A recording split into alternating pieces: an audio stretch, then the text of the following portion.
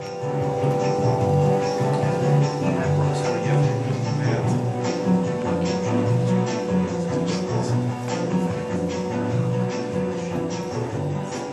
everybody, welcome back. This is Dennis Prager and the Dennis Prager Show, and I have with me a household name in America, Mayor Rudy Guiliani, and he, like I, are both addressing the Republican Jewish Coalition National Convention here in Las Vegas. And Mayor Guiliani, welcome to my show. Well, thank you very much, Dennis. Pleasure to be with you. Well, it's great to be with you. And here, I told you I would ask you a fun first question, but it's both fun and serious. I mean, the latest poll says you are the most liked man in American politics. What did you do wrong? I don't know what I did wrong. No, I'm kidding. I mean, that's a big, no, that is a big deal, seriously. Speak about that. Well, the only thing I can think of is that I spend a lot of time traveling around the country and I get to know a lot of people, but you know, I think that these polls, which are sort of trying to predict a 2008 presidential race, are kind of premature. I mean, they're going to go up and down and people are going to be in all different positions. Naturally, but it is a statement, and I don't. And the nice thing is, I don't think that you set out in the morning to be loved.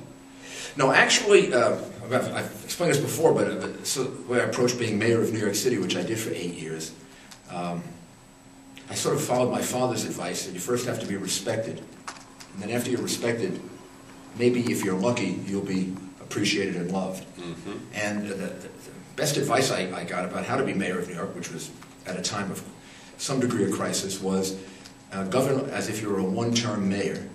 Mm-hmm. Maybe you'll be a second-term mayor, but you'll also can be proud of what you did if you do it that way. And I heard the president last night being interviewed on Fox, mm-hmm. and he said something that really struck me as very similar to what I used to think when I was mayor of New York City.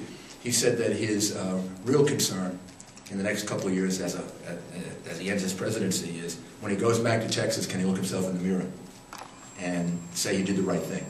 And that's what leadership is about.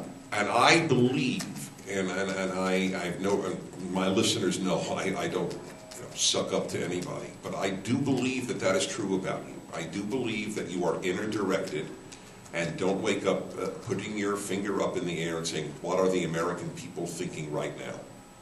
I think you have to, if you want to be a leader, mayor, president, governor, whatever, head of an organization, you have to think very hard, spend a lot of time trying to figure out what your goals are, what you're trying to accomplish. You have to have a certain degree of flexibility so you don't end up being stubborn, but you've got to be able to stick with them.